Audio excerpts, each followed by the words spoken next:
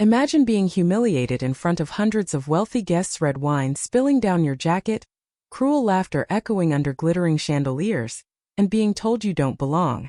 That's exactly what happened to Nia Campbell at a gala meant to celebrate wildlife conservation.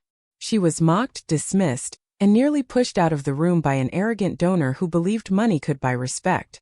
But what no one there realized was this: Nia wasn't staff, and she wasn't lost.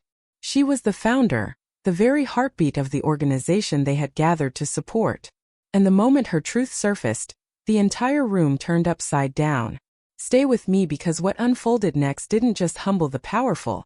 It rewrote the rules of who gets to lead. The stem of a wineglass tipped, and before anyone could draw breath, a river of red splashed across Nia Campbell's cream jacket. The gala's chandeliers cast a cruel glare on the spreading stain, turning her into the unwilling centerpiece of the room. A laugh slipped out, one of those brittle, strangled sounds that people try to swallow back but can't. Crystal clinked, silk rustled, and then came the words that cut sharper than glass. "VIP only, sweetheart. Move along." Alistair Vaughan's voice carried the ease of entitlement. Mid-50s, silver hair combed like armor, and a tuxedo tailored to remind the room he belonged. He didn't raise his tone. He didn't need to. Every syllable came dipped in dismissal, a reminder that wealth wasn't just money, it was the power to erase others with a word. His sleeve brushed past her shoulder, careless, leaving the scent of cigar smoke in its wake. Nia didn't answer. She folded the linen napkin once, twice, and blotted the stain with a precision that unsettled. Her eyes lowered, not in shame but in focus. She touched the stack of papers before her: permits, contracts, site plans, aligning the corners until they sat square. Each movement whispered steadiness, though the room expected a flustered retreat. Phones tilted up. Guests traded looks, their expressions split between curiosity and complicity. Some chuckled politely, as if cruelty were a kind of entertainment. A waiter froze mid-step, tray trembling with untouched champagne flutes. The string quartet dragged out a waltz that only made the silence more suffocating. Charlotte had nothing to do with this room. Tonight it was Alistair Vaughan who commanded the air. He leaned closer, smile polished like a blade. "You'll be more useful where you belong. Kitchens through the service door." His hand flicked toward the exit, his cufflinks flashing, his tone too casual to be anything but calculated. Still Nia said nothing. Her silence wasn't submission, it was refusal. She smoothed the napkin over her lap, the blotch stark against white linen. Her hands were steady, her breathing level. The calm in her posture carried more weight than an argument ever could. At the table's edge, Ben Whitaker had been watching. He was CFO, mid-40s, spectacles balanced low on his nose, posture exact. Numbers were his language, not confrontation, but even he couldn't ignore the unease vibrating through the donors. His voice was quiet when it came, courteous but firm. "Good evening. May I have your name?" The crowd exhaled in relief, certain order was being restored. Vaughan's smile widened. At last, someone to clear the embarrassment. But Nia met Ben's gaze, her own voice low, steady, unbroken. "Nia Campbell." A ripple swept through the nearby tables. The name meant little to most, but the stillness with which she said it commanded attention. Vaughan chuckled under his breath. "Doesn't sound like a donor to me. Probably on staff." Nia didn't flinch. Instead, she slid a single sheet from the stack and placed it on the linen in front of Ben. The paper was crisp, stamped with the faint insignia of the city. Across the header, bold letters read, "Greenshore Wildlife Recovery Center Planning Approval." Ben adjusted his glasses, scanning quickly. At the bottom corner gleamed a QR code. He raised his tablet, the blue light flickering across his features. A soft beep pierced the silence. On the screen, the city's permit portal appeared. Status: approved. Applicant: Greenshore Trust. Founder: Nia Campbell. The green glow of validation spread across the tablet, then into the gallery of onlookers. Murmurs stirred, overlapping, too quick to catch. A couple in the back leaned closer. Someone whispered, "That's the Wolf Release Program, isn't it?" Another voice, "Yes, Channel 5 covered it." The weight shifted. Eyes that moments ago had looked at her like an intruder now flickered with recognition, embarrassment, or calculation. Vaughan's laugh faltered. He gestured vaguely at the plans. Kitchen schedules, building doodles, same difference. Anyone can print fancy paper these days. But the proof glowed too bright to dismiss. Priya Nair, compliance officer, stepped forward from her seat. Young, sharp-eyed, her dark blazer too plain for the gala but perfect for truth. "It checks out," she said softly, more to herself than to the room. "The record is live." Whispers swelled, feeding on themselves. Some looked away, uncomfortable with the cruelty that had just been unmasked. Others pulled out phones, searching the name, finding images of wolves bounding into snow, press clippings archived online, children planting saplings under the Green Shore logo. Nia didn't smile. She didn't gloat. She simply straightened the rest of her stack, placing the folded napkin neatly on top of the stain, sealing humiliation beneath order. Her silence was louder than Vaughn's laughter had been. Tom Barrett, a young intern in an ill-fitted tux, stood stiffly near the dessert cart. He'd seen the whole exchange, tray wobbling in his hands. To his colleague he whispered. She didn't even flinch. Not once. And that was the truth of it. In a hall glittering with chandeliers, sequins, and power, the calm refusal of a black woman, stained but unbowed, shifted the air more than any speech could. The stain did not fade. If anything, it deepened under the chandeliers, a reminder no cloth could erase. Guests who had clutched their glasses now whispered into the rims, trading half-formed judgments like currency. The Verdant Conservatory Gala, meant to shimmer with orchids and string music, suddenly felt like a courtroom where silence served as verdict.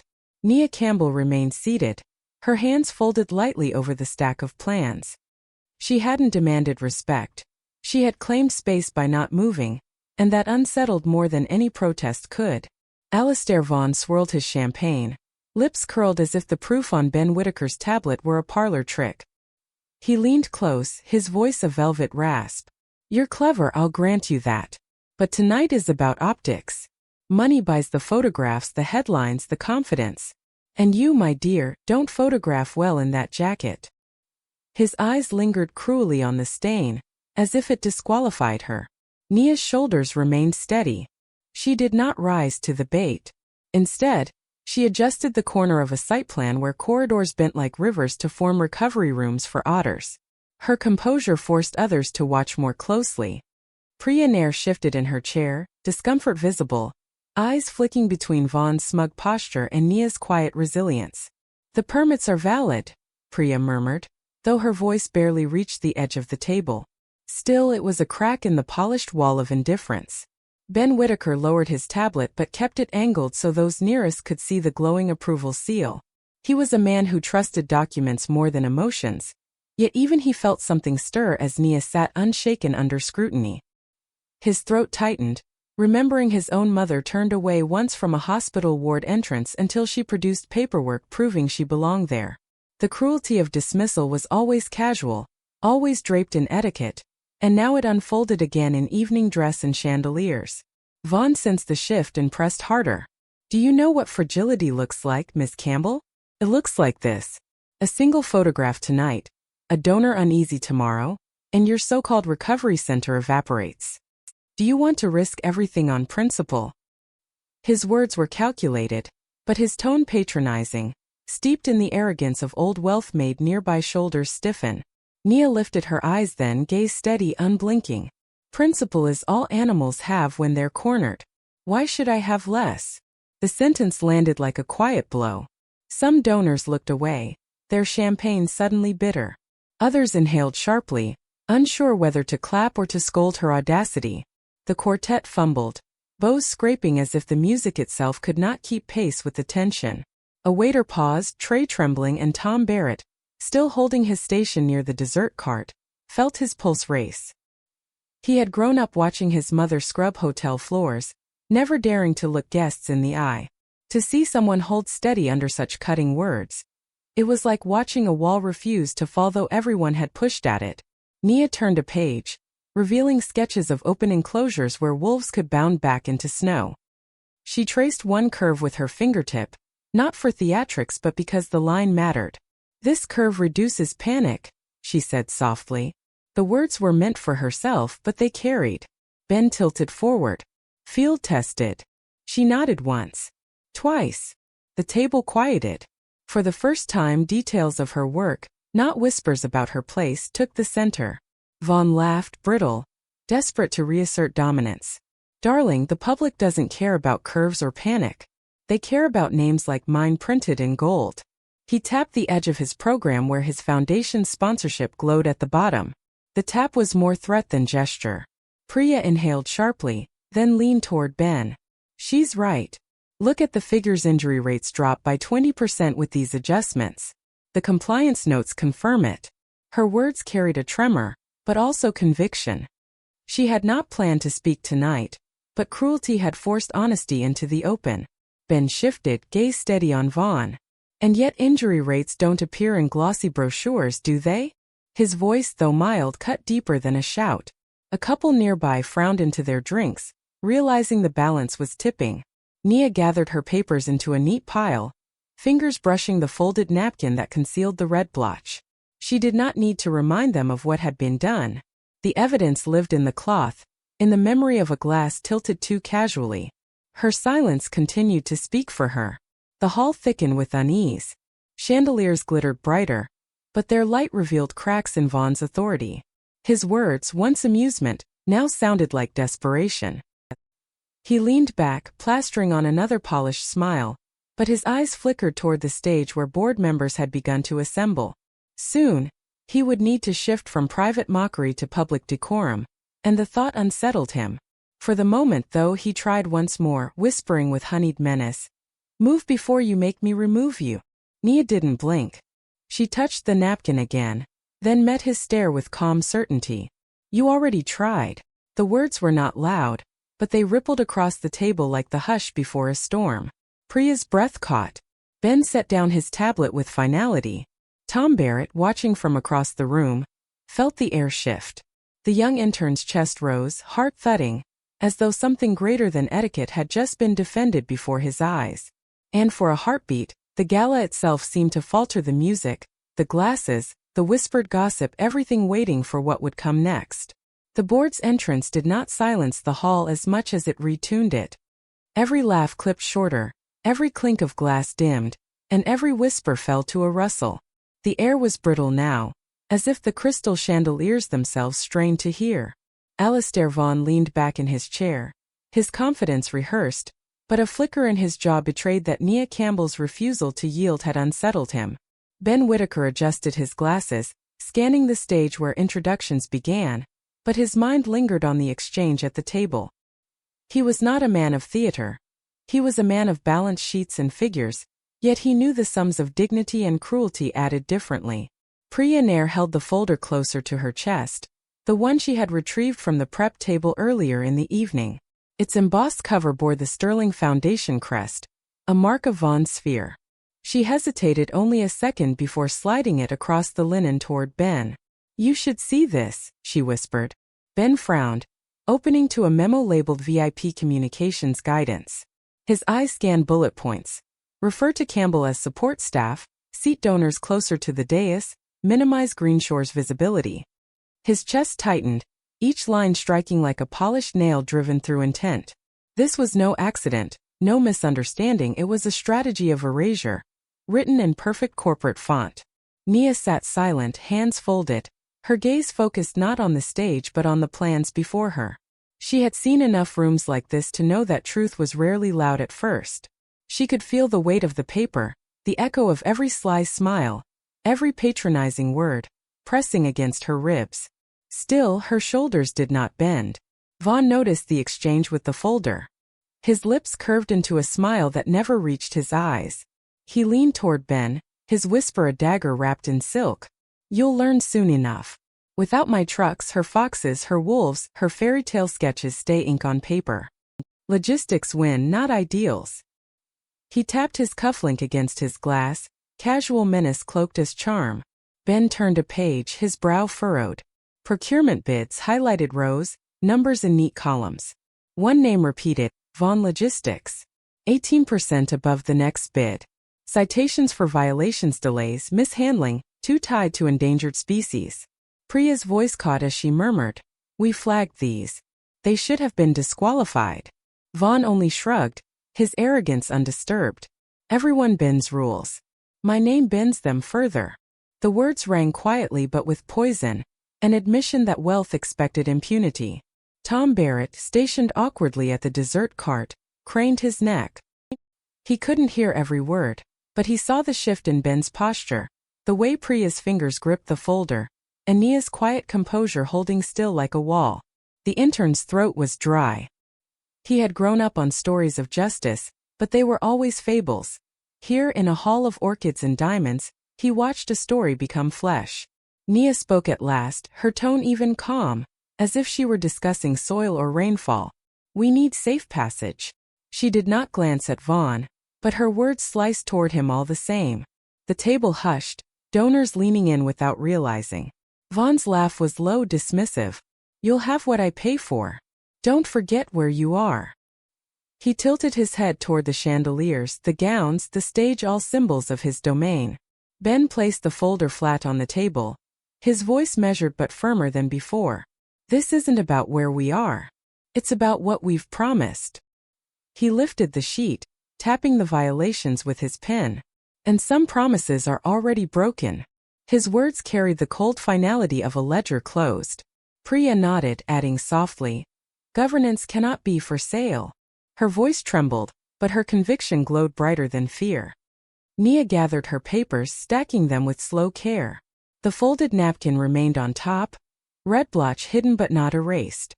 She looked up, meeting Vaughn's gaze with a steadiness that unsettled more than any raised voice could. "Then it stays a sketch," she said quietly, "until it's honest."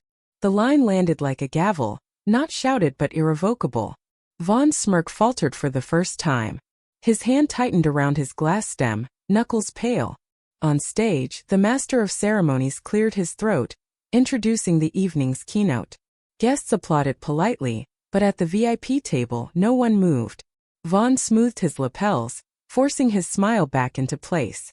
"You'll regret that line," he murmured, but it sounded thinner than before, less command than warning. Tom Barrett's chest swelled as he balanced his tray.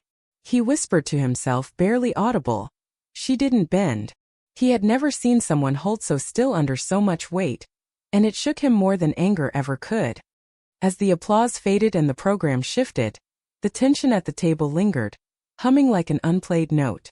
Nia's silence filled it, not as absence but as presence. Vaughn leaned back, lips curved but his eyes unsettled. Ben and Priya exchanged a glance, an unspoken decision forming between them. Tonight would not be dictated by arrogance alone.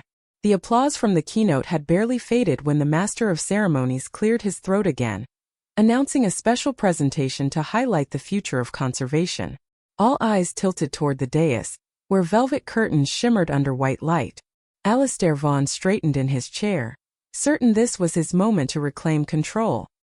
He adjusted his cufflinks, his jaw tight, and cast a smirk toward Nia Campbell, as if daring her to keep her seat when the spotlight turned. But the name that followed was not his. "Please welcome Dr. Nia Campbell, founder of the Greenshore Trust."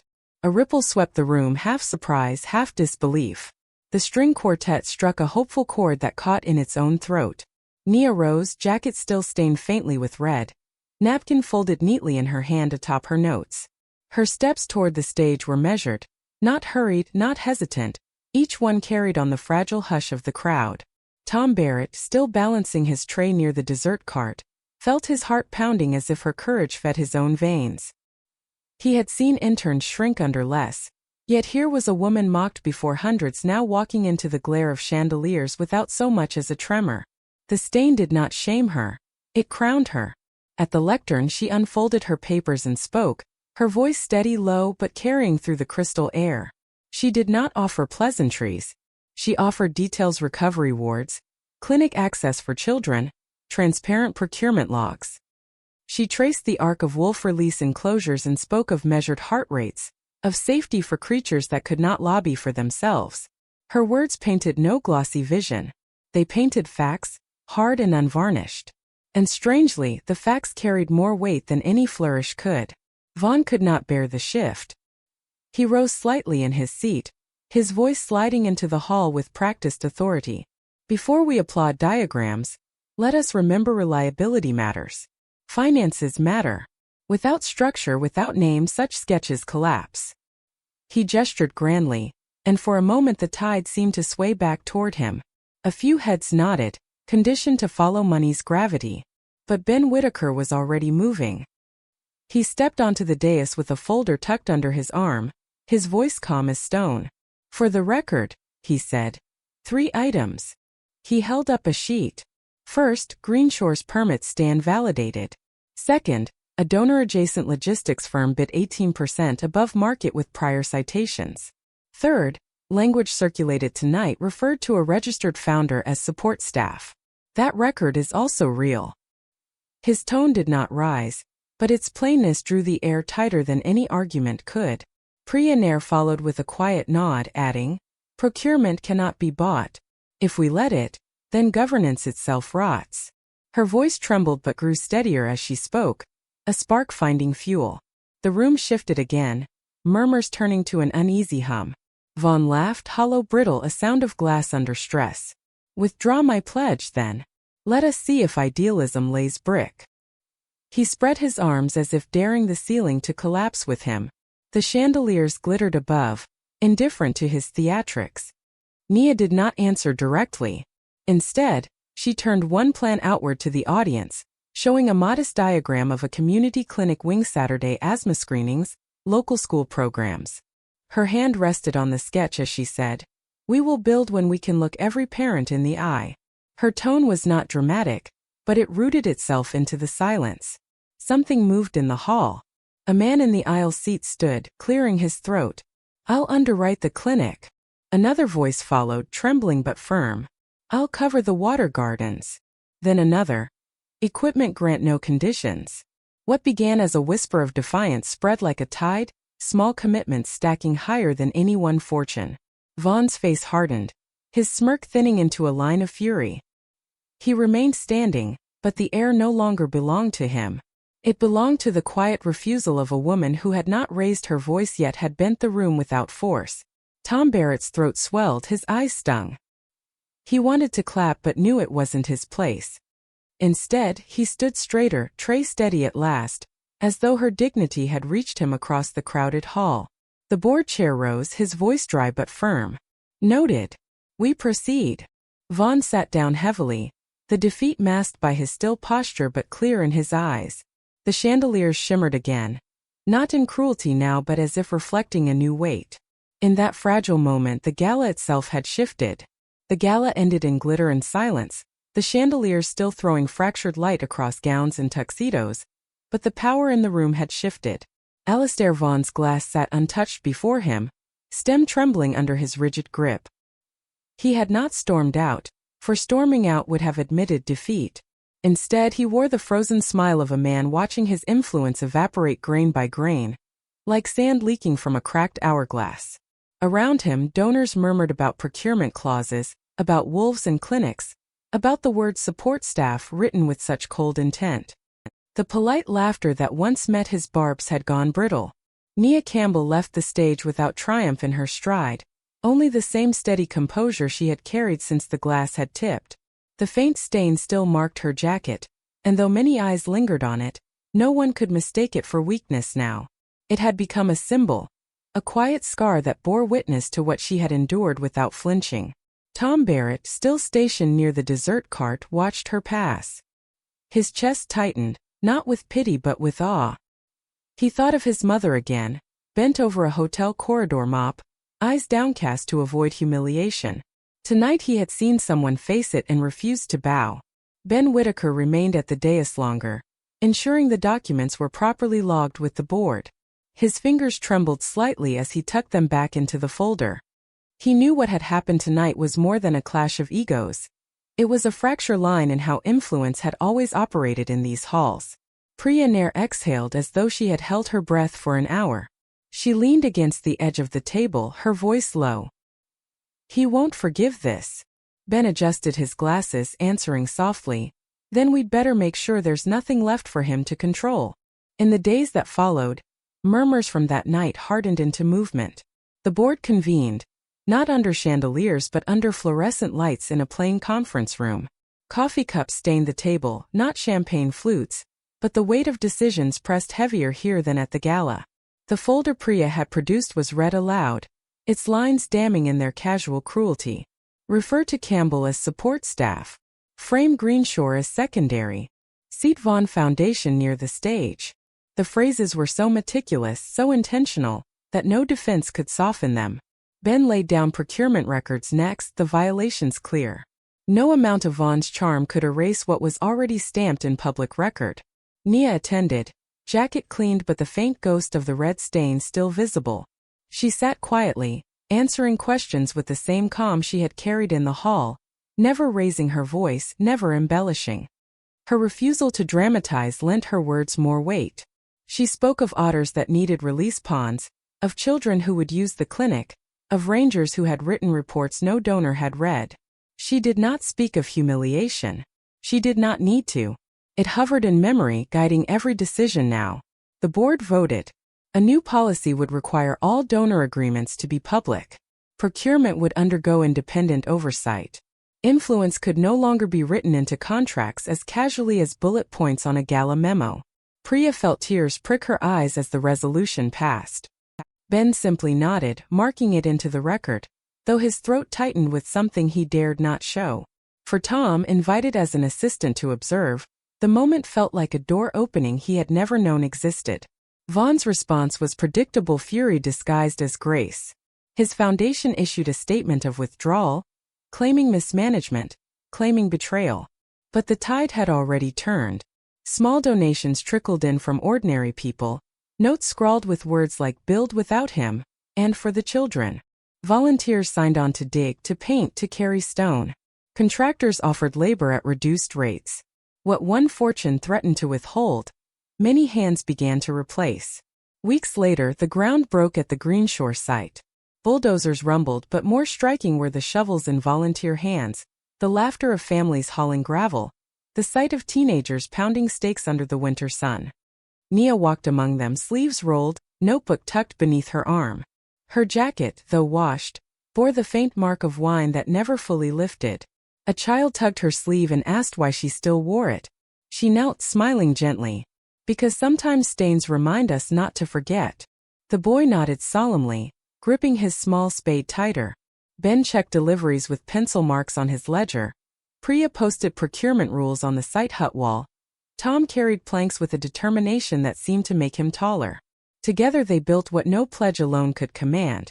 The gala was memory now, but it had left its imprint like the stain on Nia's jacket, indelible, visible to those who cared to look. And in the rising frame of the recovery center, under skies not lit by chandeliers but by plain sun, dignity stood stronger than wealth. If this story moved you, don't just stop here. Hit the like button so more people can see it. Share it with someone who believes dignity is stronger than wealth, and subscribe because we have more stories that prove it. And tell me in the comments, if you were in Nia's place, humiliated in front of hundreds, would you have stayed silent with dignity? Or spoken out loud? I'd love to hear your answer.